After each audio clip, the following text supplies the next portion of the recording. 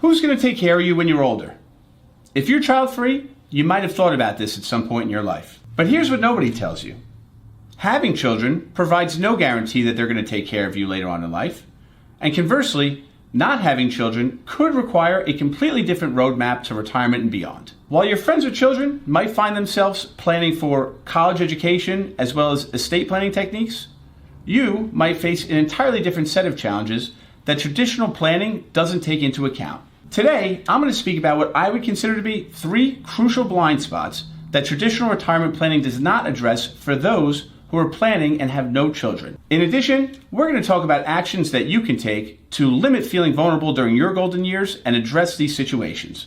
Before we hop into the rest of the video, if you feel that this content has been educational and helpful, please take a minute to like and subscribe to our page. Have you ever sat back and wondered who's going to take care of you when you're no longer physically able to?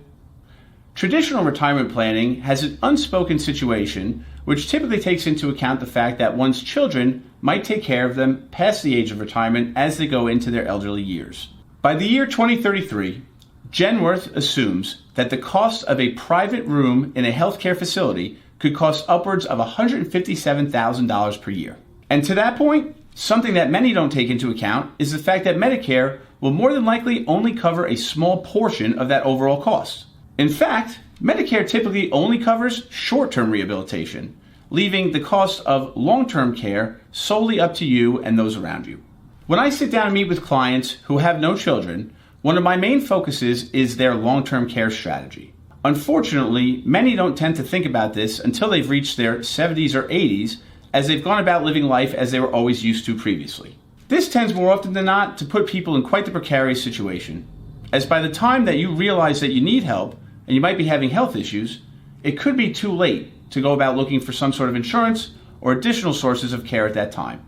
Consider the case of our hypothetical friend Mary, someone who was a child-free retiree. She had saved a considerable sum of money, and she thought that she had an adequate amount to take care of her long-term care going forward through retirement. However, she underestimated the situation and unfortunately at some point needed long-term care for the course of 3 years, at which point she was forced to tap in and drain a substantial sum of her retirement funds. Mary hadn't factored in the long-term care costs over time, and unfortunately the burden ended up becoming a big stress on her overall financial situation. This is why planning for long-term care through various means becomes particularly important for those who are going about having a child-free retirement. Conversely, hypothetical friends Jim and Jane, also child-free retirees, made the unconventional decision to start discussions about retirement and long-term care early on. They ended up saving in a separate bucket of money, which was geared towards growth and their long-term care needs for the future. While many might not go about thinking about these things until they're later on in their retirement planning journey, typically in their late 40s or 50s, Jim and Jane's decision ended up panning out well for them in their future. Another interesting question to consider, if you're planning on being a child-free retiree, is how much earlier are you actually able to retire, not having those additional potential expenses associated with children? Although this answer could be different from everybody, depending on a multitude of scenarios, there could be an opportunity for you to take advantage of this, providing that you start planning early on. The fundamental mistake that I've seen many people make over time is that they assume that just simply saving is going to be sufficient. Unfortunately, given typical retirement advice, there could end up being many gaps in that plan. Some of the variables to keep in mind is accumulating funds for services like professional healthcare advocacy, as well as professional care services overall. Beyond the traditional care services lies an entire ecosystem of practical services that traditional planning doesn't factor in. While conventional retirement planning could focus on savings rates and investment returns, it might miss out on things like the additional potential for another $1,000 to $3,000 a month in added care that one might need if they don't have a child to fill that role. In this instance, we need to take a minute and think practically. Think back to the last time you were sick. Who brought you your food and water? Or better yet, who picked up your prescriptions when you couldn't get out of bed? For many adults further on in life, these tasks might seem small and could be handled by their children.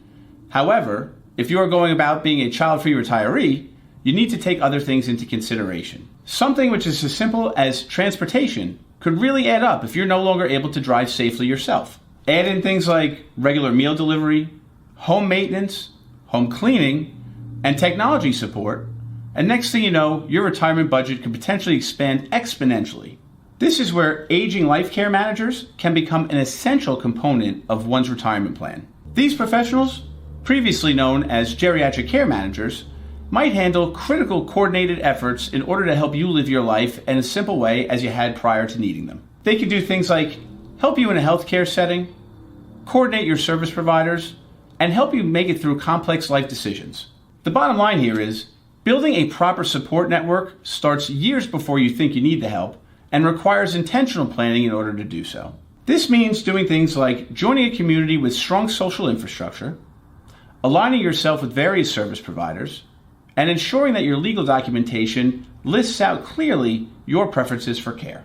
Power of attorney documentation, healthcare proxies, and care panels, which is a group of people who have agreed to monitor your well-being over time, become crucial parts of your retirement plan as you grow older. Rather than focusing on just the typical growth or income strategy in retirement, really honing in and focusing on the different buckets of money geared towards these specialized services might require you to maintain more liquidity than the standard retirement plan. This shift in strategy focuses on making sure that you have the resources needed precisely when you need them without having to potentially sell off assets in a random time that might not be as opportune.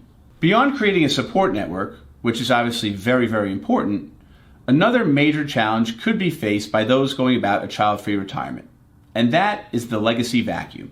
While those with children might feel that they have a clear-cut goal to generate and preserve assets over time to then pass to the next generation, those living a child-free retirement might end up asking themselves, what's going to happen to everything that I've built when I'm not here?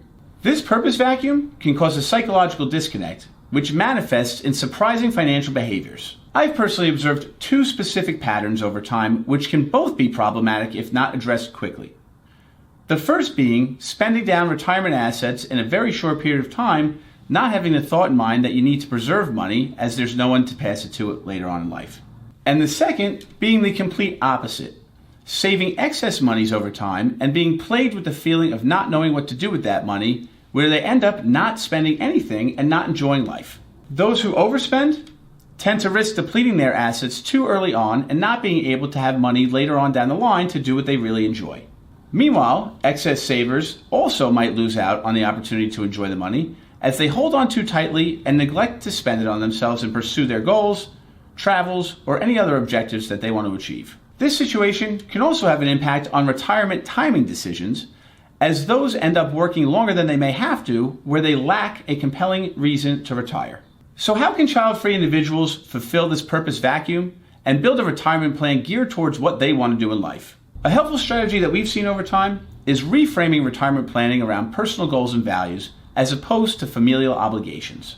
This requires identifying causes and purposes that resonate deeply within you, and then going on to restructure your financial situation to align with your values. For many child-free individuals, going the route of philanthropy could be something to consider, as this is a way to provide a legacy for yourself and for an organization that means most to you. Commonly, we'll see strategies that employ things like donor-advised funds, charitable trusts, or even building a personal foundation. Alternative legacy options are not just an afterthought of estate planning. They can really give one a sense of purpose and drive you to a whole new level of motivation during your retirement years. Ultimately, identifying what makes you happy is an important factor here. Whether that be philanthropy, or spending some downtime to yourself, or doing things like traveling, or maybe building a small business. It's all part of the plan that needs to be taken into consideration. Alternatively, another concept to consider as you're embarking on this journey is that of a phased retirement. And for more on what that means, check out our next video here.